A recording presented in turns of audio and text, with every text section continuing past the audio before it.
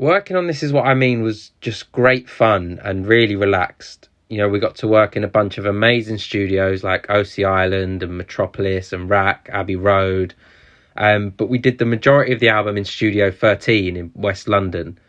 And we really had the luxury of time, which is so rare in music nowadays. The studio was like a total safe space where we could come and talk about life and listen to music and play card games. And we were just able to be really free and create anything and be as expressive as possible. We would chuck musical ideas around all the time, and that allowed for an album that came out being so personal and so raw, as well as musically interesting and a total diversion from Stormzy's past material. But I think without all of that freedom, you don't really allow an artist to explore some places that they've never been to.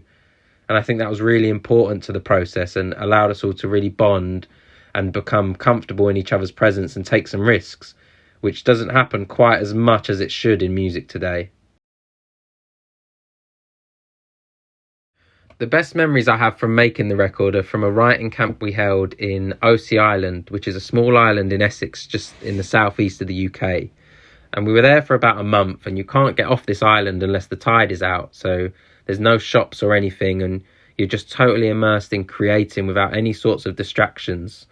We had Progression and P2J, Jacob Collier, Debbie, Tendai, KZ, Owen Cuts, so many amazing musicians and producers, and they're all just kind of running around this big house, and we'd set up a bunch of writing rooms in the bedrooms and the living room, and we had this one main SSL studio in one part of the house, and we were kind of working without any planning or structuring of who's working with who. It was a total free-for-all, and that's where the majority of the album was created. I think everything apart from one song was written in this one big house. So you'd have Tendai and Dion upstairs starting to lay down the chords for Need You, and Jacob Collier's off in one room stacking the vocals that would turn into This Is What I Mean.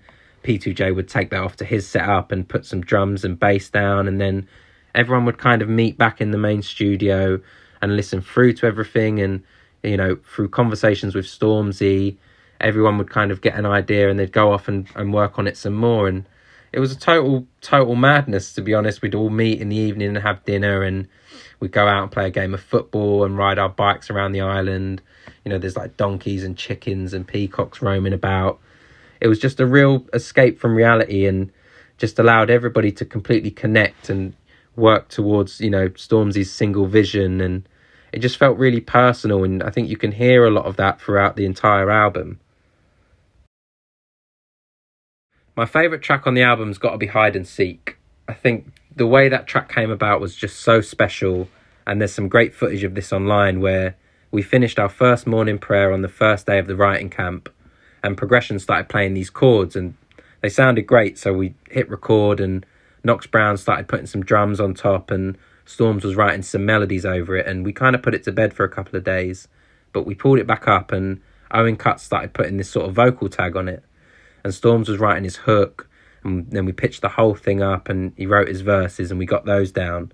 And after that, we had Ayana come in and puts these amazing vocals in the first verse and in the background of the chorus, and Tenny sent over these beautiful melodies, and then we had Oxlade send over some vocals for it as well. And I got the chance to jump on as vocal producer and really weave all these amazing vocal textures into this amazing instrumental, and just work out how it would all fit together and match the feeling of what Storms is saying in those two verses.